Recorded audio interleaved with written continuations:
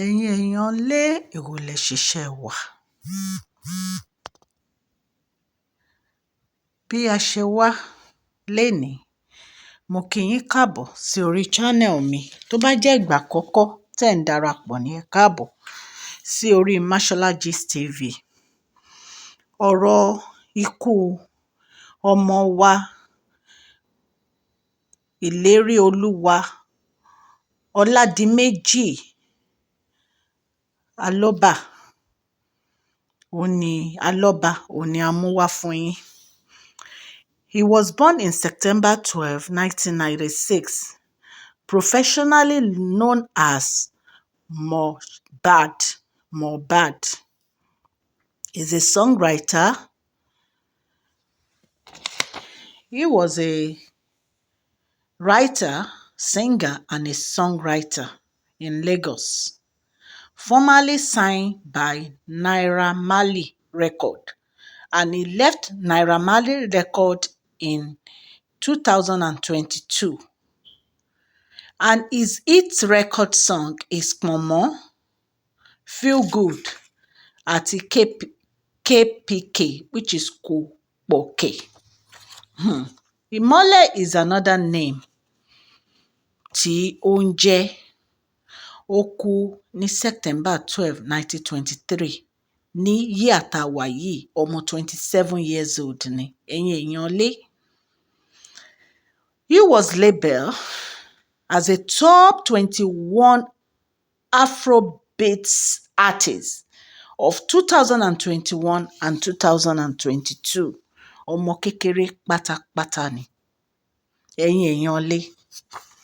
Níbo ni ìlú Nàìjíríà yìí, níbo ló dojúkọ, níbo ló ń lọ? Gbogbo wa láti mọ̀ wípé ikú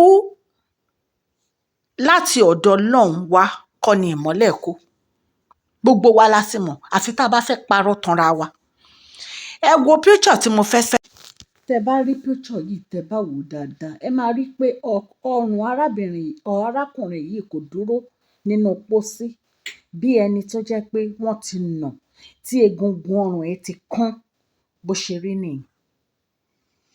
Ẹ̀yin èèyàn lé. Èyí tún lágbára o. Kí èèyàn máa kọrin kó dẹ̀ feel pé ẹni tí ó sign mi yìí, which is Naira Marley Records, wọ́n yan oúnjẹ, ó dẹ̀ kúrò ńbẹ̀ ní 2022. Àti gbà yẹn wọ́n ní Naira Marley, arákùnrin yìí, ó ń lé bọ̀bọ́ ìkiri, ó ń lé mọ́lẹ̀ kiri ni o. Gbogbo ibi tó bá ti lọ kọrin, wọ́n máa ń nà ni. Wọ́n na ọmọ yìí every time tó bá ti lọ kọrin ni. Kí ló dé? Ẹ jẹ́ ká níbẹ̀rù Ọlọ́run. Ọ̀gbẹ́ni Naira Marley, ṣé tipátipá ni wọ́n fi ń báyàn ṣiṣẹ́ ni? Ṣé tipátipá ni wọ́n fi ń báyàn ṣiṣẹ́ ni? Arákùnrin yìí ó kéré jù. Ìmọ́lẹ̀ ó ti kọ orin ọ̀pọ̀lọpọ̀ fún complain ẹ. Ṣé yẹn ò tú ẹni? Ṣé dandan lèèyàn fi ń báyàn ṣiṣẹ́ ni tó wá jẹ́ pé ẹ poison ọmọ yìí? Wọ́n ná poison ẹ̀ ní bá a ṣe gbọ́. Wọ́n ní wọ́n poison ẹ̀ ní lẹ́yìn ìgbà tán lù tán yí lọ́rùn. Ẹ rí i pé nínú pósí yẹn ọrùn ẹ̀ ò dúró. Kí ló dé? Ẹ jẹ́ ká níbẹ̀rù Ọlọ́run. Ọjọ́ kan ń bọ̀ tá a máa jẹ́ ìpè Ọlọ́run gbogbo wa. Kò sí ẹni tí ò ní kú nínú wa. Ilé ayé ìyá wa nájà ni, ọ̀run lélẹ̀. Ẹ jẹ́ ká níbẹ̀rù Ọlọ́run. Nígbà tí ẹ pa ọmọ lọ́mọ, ọmọ 27 years old, tẹ́ ẹ pa Ilerioluwa Oladimeji Aloba. Ìgbà tẹ́ ẹ pa ọmọ 27 years old, kí ni èrè yín? Ṣé ẹ fẹ́ kú, ẹ fẹ́ di ẹni tí ò ní kú mọ́ ni sílé ayé? Kí ló dé tó jẹ́ pé ìfẹ́ owó ó ti bá ayé ẹlòmíì jẹ́? Kí ló dé? Ẹ níbẹ̀rù Ọlọ́run rárá. Nǹkan tẹ́ bá ti ń rí bí owó, òun ni ẹ mọ̀. Kí ló dé? Ẹ bẹ̀rẹ̀ sí na ọmọ lọ́mọ, ẹ wá ló ní àrùn ọpọlọ. Báwo ni ò ṣe ní àrùn ọpọlọ nígbà tó jẹ́ pé gbogbo ìgbà lẹ máa ń na ọmọ lọ́mọ? Kò sí ibi tọ́mọ ẹ̀ bá ti lọ kọrin, wọ́n lẹ máa ń nà ni. A rí gbogbo ẹ̀ tí wọ́n show lórí social media. gbogbo bẹ́ẹ̀ ṣe ń na ọmọ yẹn tí ọmọ yẹn á máa tó máa pariwo ọlọ́run o help me Jesus help me ọlọ́run o. kí ló dé tí ò sí. wọ́n dẹ̀ ní ọmọ yìí ti lọ sí police station, lọ́ọ̀yà yìí ti kọ petition against Naira Marley. ẹ rí nǹkan kan ṣe sí ẹ̀yin ọlọ́pàá. kí ló dé tó jẹ́ pé Nàìjíríà kò sí anything tí wọ́n bá kọ as petition tẹ́ máa gbégbèsè. ọmọ yìí ti ń pariwo wọ́n threaten ẹ̀ with violence every time ló ń pariwo ló ń pariwo pé wọ́n á ná níbi tó ń ti lọ ń ṣe show. ẹ rí nǹkan kan ṣe sí i. ẹ rí bí ọlọ́pàá 5 kẹ́ ẹ fi support anytime tó bá ti lọ ń ṣe show kán tẹ̀lé lọ síbẹ̀ àfìgbà tí wọ́n pa ọmọ lọ́mọ. gbogbo ẹ̀yin tí ẹ lọ́wọ́ nínú ikú ìmọ́lẹ̀, nínú ikú Ilerioluwa Oladimeji, ní agbára ọlọ́run ọlọ́run máa gba ẹ̀san ẹ̀ ní ara yín, nítorí pé ẹ dá ọmọ lọ́mọ lóró ni. kí ló dé tẹ́ ẹ ya èèyàn ibi, tẹ́ ẹ ya èèyàn ìkà, ọmọ 27 years old ẹ gbé ọmọ yín nítorí pé ẹ rí owó gbà, ẹ rí owó mẹ́kì mọ́.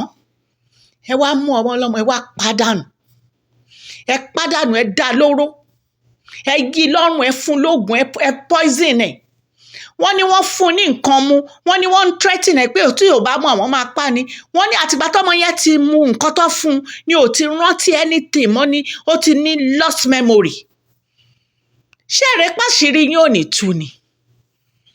ìwọ ọ̀gbẹ́ni Naira Marley, ibi tó bá ń wà kò gbọ́ mi. ẹ̀yin èèyàn ẹ jọ̀ọ́ bá mi pass fídíò, ẹ jẹ́ kó kan ọ̀gbẹ́ni Naira Marley lára. ọ̀gbẹ́ni Naira Marley, ẹ rántí pọ́lọ̀ ló dá yín, ọlọ́run dẹ̀ ló ní ẹ̀mí. tó bá jẹ́ pé ní ọwọ́ nínú ikú ìmọ́lẹ̀ Ilerioluwa Oladimeji, ọlọ́run á dá yín lẹ́jọ́ o. torí pé ọmọ yìí wá ẹ sign ẹ̀ as a singer, as a song singer, ẹ sign ẹ̀, ẹ wá bẹ̀rẹ̀ sí ìyàn jẹ gbogbo ẹ̀tọ́ tó yẹ kẹ́ ẹ fún ẹ̀ ń kó gbogbo ẹ̀mí, ẹ̀ ń kó gbogbo ẹ̀ sápò. ọmọ wa kúrò lọ́dọ̀ yín, ó lóun ò ṣiṣẹ́ pẹ̀lú yín mọ́ ní 2022, ẹ wá ń lépa ẹ̀mí ẹ̀ kiri. ṣé ó ti fi ikú ṣàgbà wá nísìn?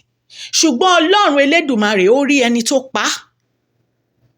tó bá jẹ́ pé ẹ ní ọwọ́ nínú ikú ẹ̀, ẹ máa gba èrè yín ní agbára ọlọ́run. nítorí wípé èèyàn gbọ́dọ̀ máa ronú àti sùn ẹ̀ gbogbo nǹkan téèyàn bá ń ṣe. èèyàn gbọ́dọ̀ máa ronú àti sùn gbogbo nǹkan téèyàn bá ń ṣe. ẹ fún ọmọ ọlọ́mọ ní substance mu kó má fi rántí nǹkan kan mọ́, kó ní lost memory. ẹ wá ní pé ẹ fẹ́ kó bá yín ṣiṣẹ́ mọ́. meanwhile ẹ sọ tòótọ́ fáwọn aráyé wípé ẹ̀yin ọmọ ọlọ́mọ jẹ ni.